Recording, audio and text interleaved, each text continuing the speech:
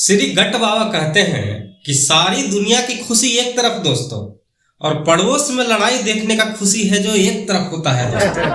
तो यकीन मानिए आपका भाई आज बहुत खुश है, क्योंकि मेरे पड़ोस में आज बहुत ही भयानक लड़ाई हो रहा था दोस्तों। और लड़ाई देखकर तो मतलब इतना खुशी हो रहा था, इतना खुशी हो रहा था कि अगर 2-3 दिन मुझे खाना भी ना मिले ना, फिर भी मैं वो खुशी के मारे ही जिंदा रह लूं दोस्तों। और लड़ाई पता है कौन कौन कर रहा था? पति पत्नी और उनके बच्चे।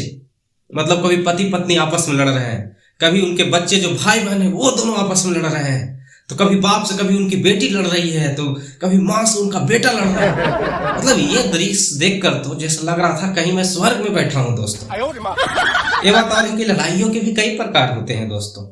कुछ लड़ाइयाँ हैं जो पति पत्नी के बीच में भी होते हैं। ये बात और है कि उसमें बेचारा पति है जो चुपचाप सुनते रहता है और पत्नी है जो डांटते रहती है। ये बात और है कि लाज के मारे पत्नियां बोल देती है कि हम अपने पति को कुछ भी नहीं बोलते हैं। ये बात और है पत्नी ही अपने पति को सब कुछ बोलती है दोस्तों। और कहीं कहीं पति भी बेचारे जो मासूम होते हैं बोलते हैं घर का शेर हम हैं, जबकि ये बात और है कि घर में मेमना बन के रहना पड़ता है। और लड़ाई में सबसे ज्यादा मजा पता है दोस्तों कहाँ आता है?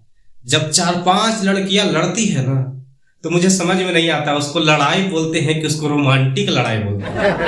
जब लड़कियां एक दूसरे के बाल खींचती है, कपड़े खींचती है, मतलब भीड़ लग जाता है दोस्तों। इतना मजेदार लड़ाई होता है कि वहां पे तो भीड़ लग जाता है। ये बात और है कि कई लोगों को हिम्मत नहीं होता है कि उन लड़कियों के बीच जाके लड़ाई छुड़वा के आए, क्योंकि जानते हैं लोग भी अगर लड़कियों का लड़ाई छुड़वाने गए ना, तो लड़ाई छूटे न छूटे भाई साहब जेल के अंदर जरूर चले जाएंगे।